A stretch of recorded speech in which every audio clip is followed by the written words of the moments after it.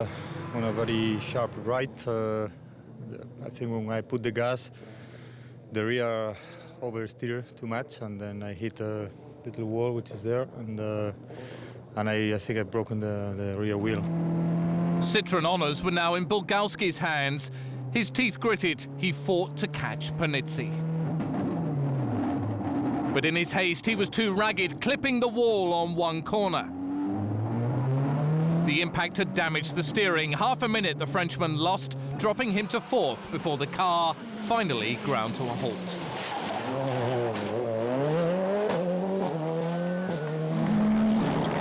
Just as in Catalonia, the beneficiary of Citroën's woes was Didier Auriol. By setting fastest time on stage 8, he leapt ahead of Citroën's last challenger, new boy Sébastien Loeb. Auriol was second overall.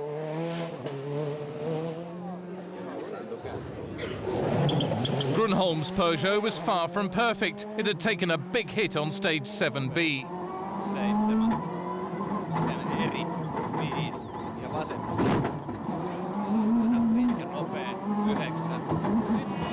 With an Italian fanfare, Renato Travaglia set second fastest time on stage 11 in a privateer Peugeot. Peter Solberg's hopes of another good result went out of the window when he bent his right rear wheel on a curb. Out of the stage, he headed for service by crabbing down the Italian motorway. Panizzi picked up another fastest stage time on stage 12, as if to say, I'm still the master of this rally. But the prospect for day 3 was for rain.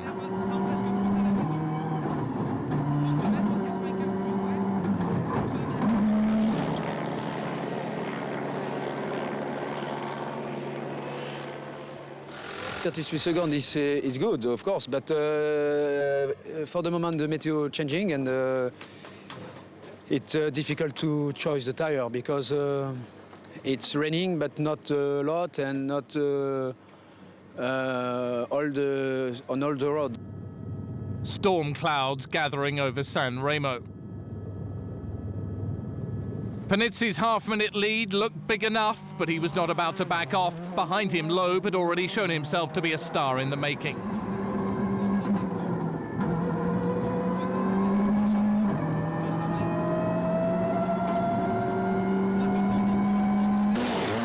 But for the young gun of rallying, Loeb's aim was not to catch Panizzi, but to hold off Auriol. Here, the third of France's 3 rallying musketeers, 1994 champion Didier Auriol. But with his wheel locking up on the mulch of leaves and dew, Loeb was safe for now.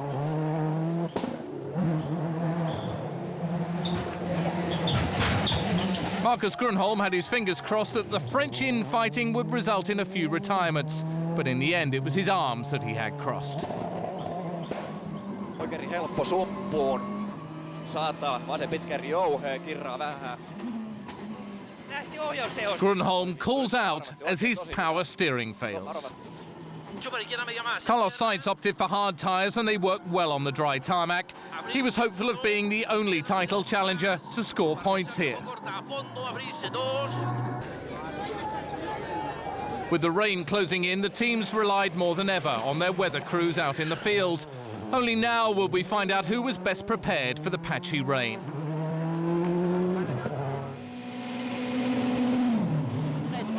This was Loeb's first drive of the Zara in the wet, but he was as quick in the rain as in the shine.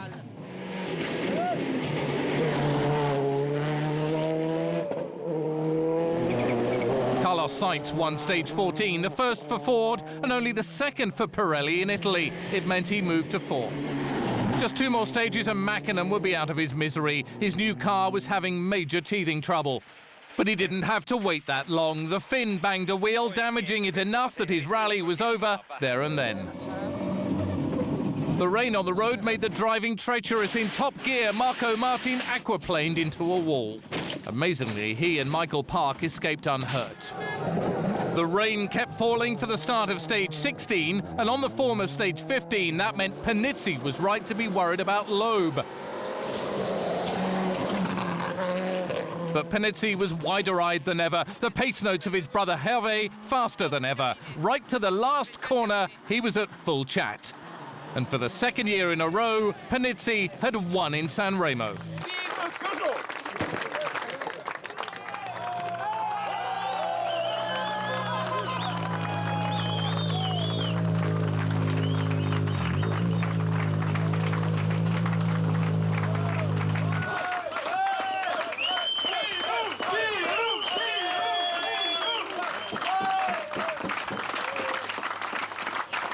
Gilles, your second win here in 2 years, you must be very happy.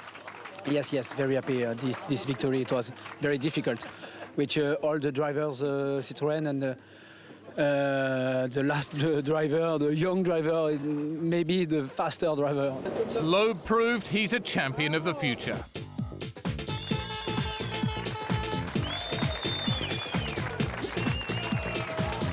So confirmation of the final result, Panizzi winning by 11 seconds from Loeb, and all French top three, Sainz picking up points for fourth. With Sainz the only title contender to score, he's the only mover at the top of the table, usurping Richard Burns. Panizzi's win lifts him level with his team leader Marcus Gronholm. It has over 10,000 twists and turns, and it's the roughest, toughest test on tarmac. This is Corsica, venue for round 12. The thousands of bends taken at high speed mean there's no margin for error on these mountain passes. Based in Ajaccio, the cars will cover nearly 400 competitive kilometres on 16 stages. It's the shortest of the world rallies, but speed, not distance, counts.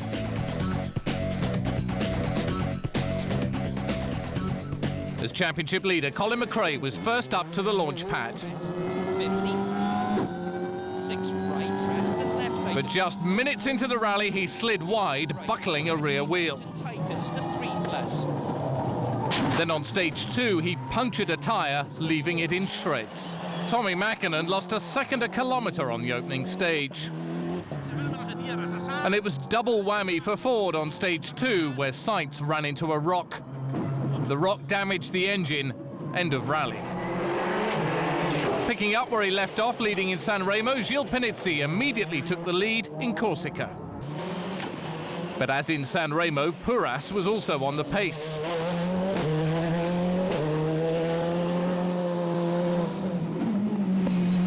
Izquierda 10.30, ojo izquierda 2 redonda, sincero. Twice Philippe Bulgalski's been victorious here, and from the start Bulgalski looked like a potential winner. Pour droite à fond, 80 mètres, gauche à fond, ouvre, plus gauche, plus droite, 114 maisons. Plus droite, 114 maisons. But 7 kilometres into the rally, he lost grip, probably on cold tyres, and slammed into a wall. 2 kilometres further down the stage and turned turtle after clipping the wall was Toshi Arai's Subaru. Good news, all 3 Peugeots were still in the rally. This is Gronholm.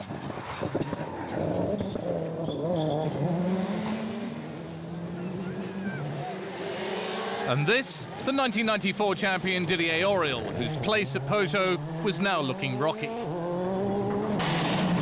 Mäkinen had finally got some good feedback from his Mitsubishi, but wasn't too hopeful of a major attack on the lead.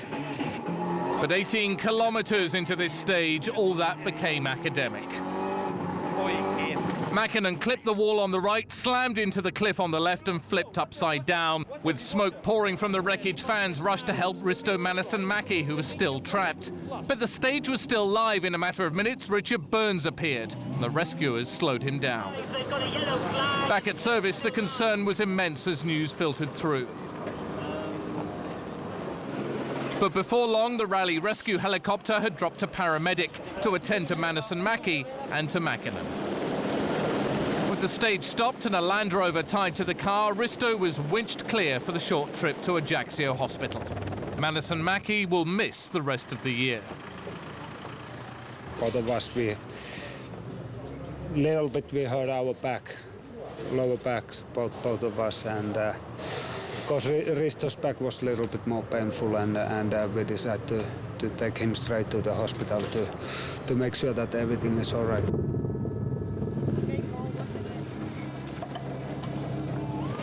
Day 2, and with a 10-second lead, Jesus Puras had a fine line to tread, holding off the Peugeots but keeping hold of the road.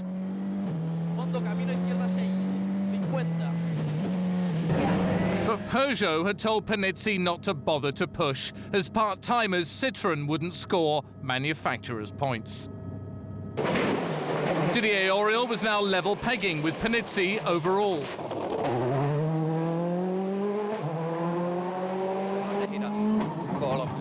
The damp made these mountain roads as slippery as ice. All too aware of what happened to Tommi Mäkinen, Gronholm was trying to take it easy. But sometimes, even the world champion can't keep control.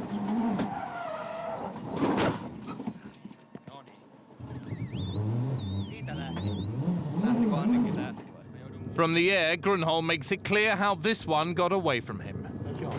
On the damp patches of stage 8, Puras had dropped back to within striking distance of Panizzi, but the Spaniard's lead looks safe.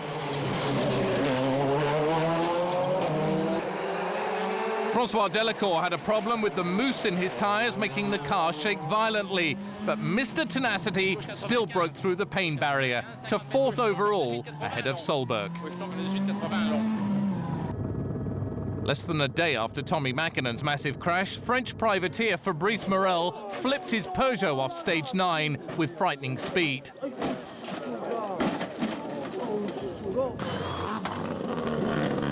Richard Burns hung on to 7th and has high hopes of crucial championship points. Colin McRae had looked capable of rocketing into the points, but a second spin in as many stages and then stalling the car brought forth bad language.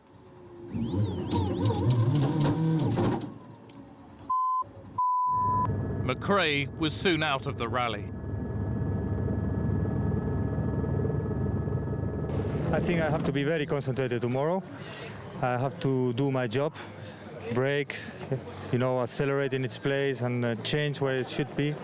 And I think I want to do that instead of thinking of any victory. Day 3 and the start of the first stage was slick after overnight rain. Puras lost 8 seconds in the first 12 kilometers, and for a minute his lead looked fragile.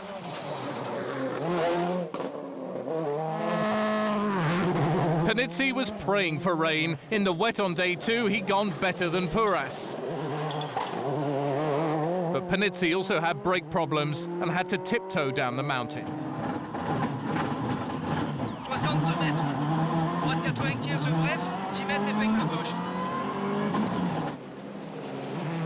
Nowhere is Peugeot's round gear shift behind the wheel more useful than here. Auriol never has to take his hands off the wheel except for a handbrake turn.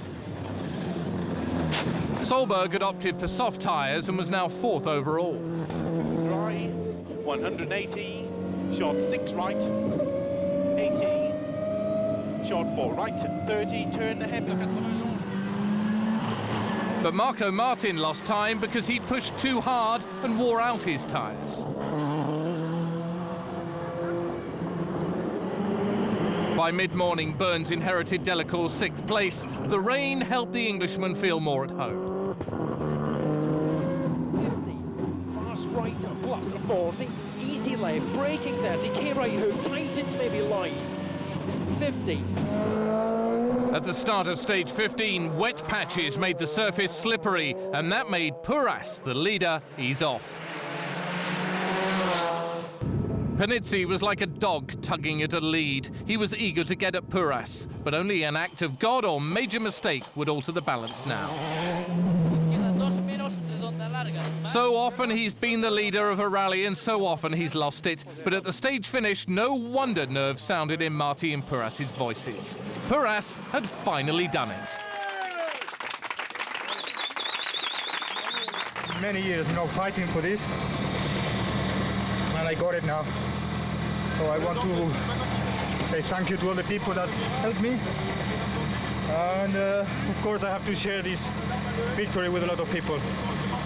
And thank you very much. Thank you.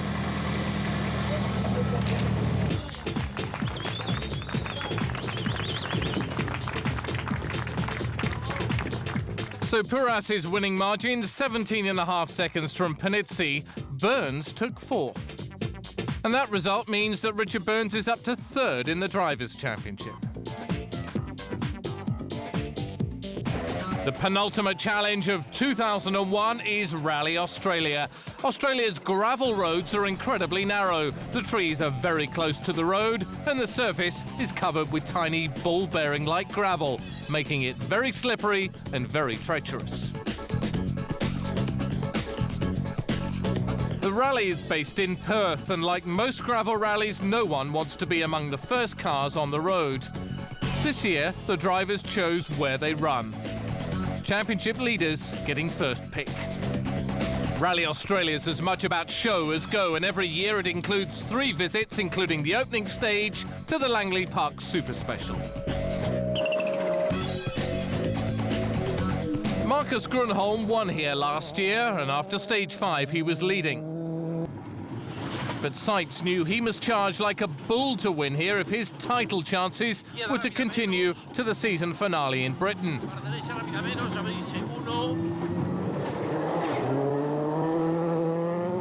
But he broke a right rear suspension and risked the wrath of the Australian police by deciding to drive to service. No let up for Richard Burns at full tilt, literally, as he flipped onto 2 wheels. But it was worth it. Burns was fastest on stage 5 in 3rd overall and menacing for 1st. Mäkkinen's biggest handicap was not his standing co-driver or the new car, but his back. It was fractured in Corsica and every bump and jump hurt. His bravery earned him 7th overall. Sensible is not Colin McRae's motto, but it worked. He was up to 1st.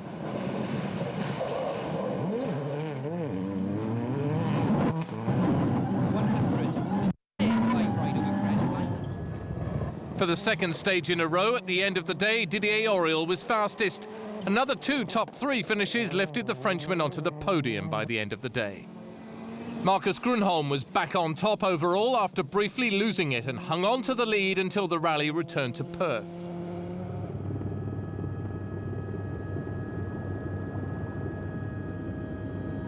Just before the Super Special at Perth, the top drivers gathered to choose their start positions for day 2. But clerk of the course, Gary Connolly, decided that Colin McRae had arrived too late and threw the Scot to the back of the line. McRae didn't even bother hanging around. He knew he would be forced to run first on the road, the worst possible position. But Ford put Delacour first to help McRae just a bit. Colin, can you explain to us what happened last night? No, Gary Connolly, the clerk of the course, reckoned that we were late for the choice of seating and wouldn't allow me to choose my position in the road. So, which means we've got it okay. We were running 2nd behind Francois today. And what do you think of that? Well, I was there. I think the whole situation was a bit vague, and you know, it could have affected the outcome of the World Championship.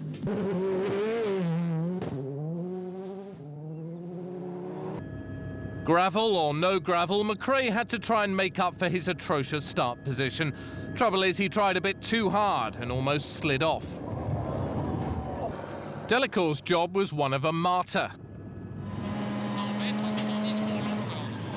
Just as he was helping McRae, disaster struck. Almost flat out, Delacour rammed a tree, injuring his navigator, Daniel Gratteloup.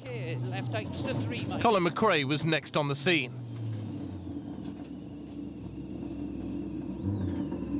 On the radio. Whilst Nicky Grist called for help, McRae rushed to help Gratteloup, but the car was wedged under the tree it had broken in 2. With the guidance of a local doctor, the drivers freed Gratteloup, but he'd missed the rest of the season. Mäkkinen was still struggling with his back, his pace notes and his car. A bad tyre choice cost Harry Rovanperä dearly on day 1. Unfortunately, he made another bad call on day 2.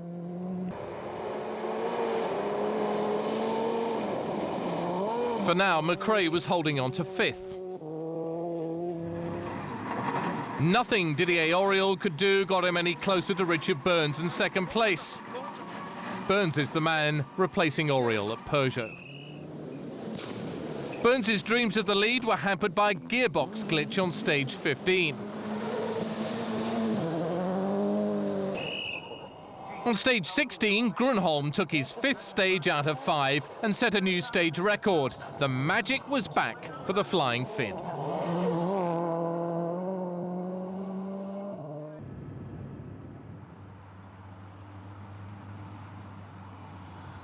Marcus, that looks like hard work. Another incredible time. Yeah, good time.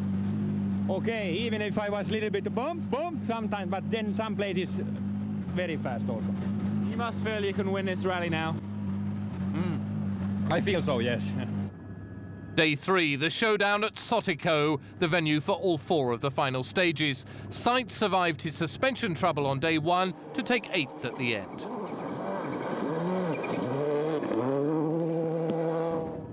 Mäkinen at maximum attack, even if it was only for 6th place.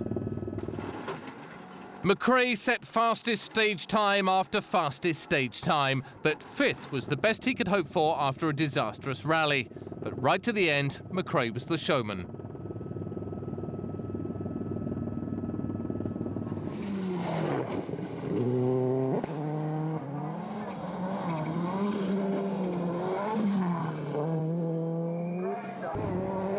Running through the forest, Harry Rovanperä. Harry was just fast enough to ensure 4th was his at the end. This was a new stage, and even with a change of tyre, Didier Auriol was not at ease. But 3rd was now safely his. On big jump. If you want to know why these are the best drivers in the world, watch this. The final stage, and Burns knew he had to push Gronholm to see if the Finn would break under pressure. But Gronholm's the Iceman. A half-minute lead he knew was a good cushion, but the car felt so good he didn't have to try too hard.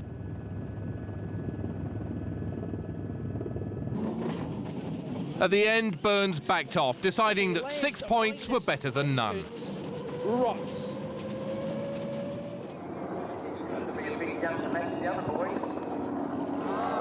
Pretty good. Very nice jump.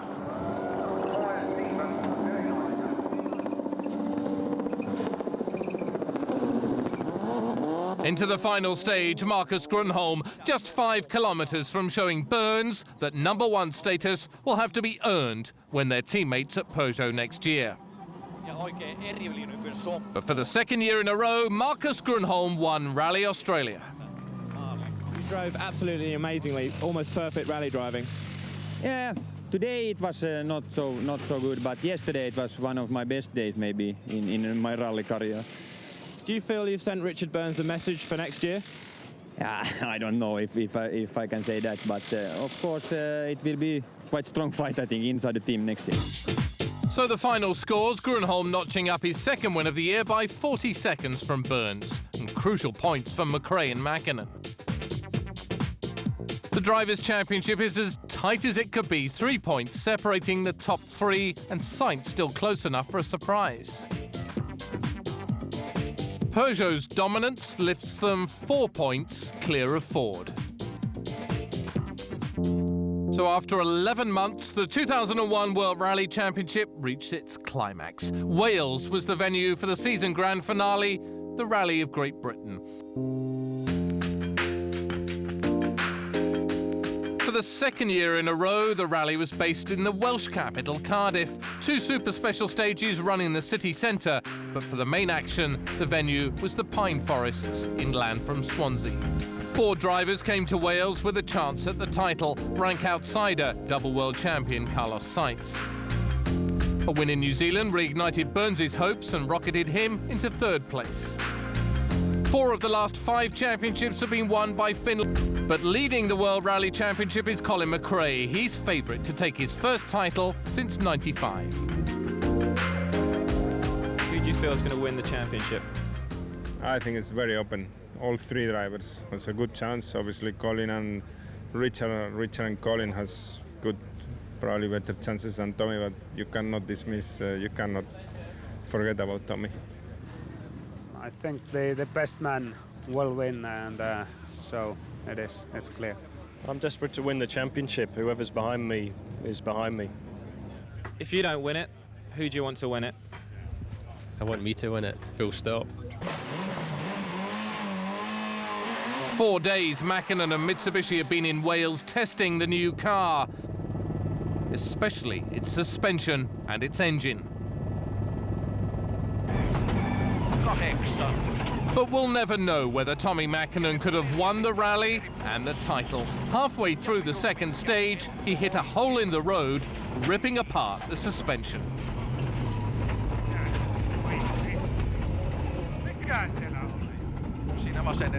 With the clock ticking, Mäkinen tried to fix the car, but all the time knowing that a shot at the record 5th title was over. Next into the stage was Richard Burns, not as popular as McRae, but this the chance for the Englishman to drive his way out of the Scotsman's shadow. Burns' eyes burned bright as he spotted Mäkinen stranded by the roadside.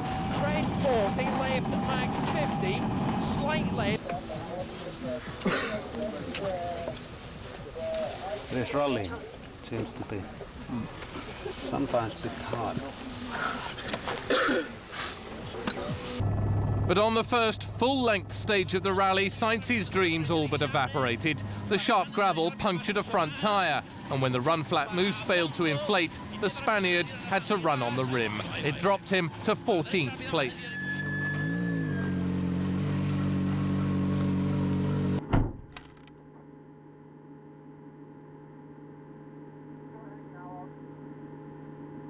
The car that could have won the championship, was a wreck. 40. Burns had been handed a gift when Mäkinen went out, but the sight of McRae in the ditch brought little pleasure. But the championship was not yet Burns's. To take the title, he knew he must finish at least 4th on the rally. Easier said than done. Turn slow K left tightens. 40. Flat left. As if to prove the point, Burns almost wrecked his championship a few corners down the road. But he survived, and he was now 3rd, just where he needed to be. The arrival at service of the Ford helicopter signalled the return of Colin McRae. Colin, it's all over. What happened? I made a mistake. I cut a corner. Disappointing for you. Yeah, but we were trying to win the championship, and things like that can happen. I'm just sorry for the whole team. It was so near, but we haven't got it again. With Ford in trouble, Peugeot allowed Gronholm off the leash. He was fastest on both stages 3 and 4 and opened a solid 11-second lead. But if Burns wanted to win, Gronholm was not going to help him. Teammates next year or not.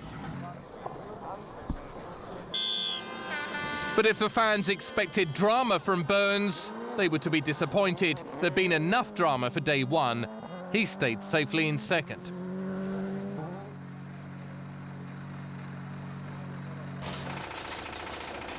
To be honest, I haven't thought about Sunday yet. We've got 8-9 stages still to do, and they're all pretty tough stages. So that's where my mind is at the moment. Day 2, and the driver making this rally his own was Marcus Gronholm. He dominated day 1, and from the start of the second day, he was in command.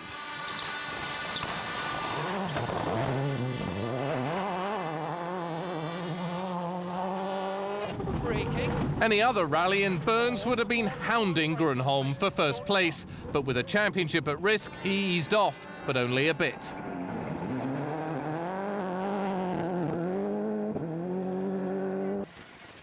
Rovanpera's aim was to pass Burns and give Peugeot maximum possible points. After Resolven, he was within striking distance of the Englishman, even after hitting a rock.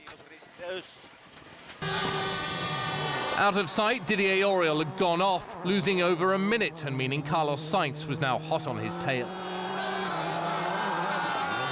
Sainz had started the rally needing Mäkinen, McRae and Burns to drop out and for he to finish first. Now it wasn't looking so far-fetched. Sainz eased past Auriol, who was on his last rally for Peugeot and maybe any works team. Alistair McRae had hoped to catch Burns and help his brother Colin to the title, but an off into a ditch didn't help his cause.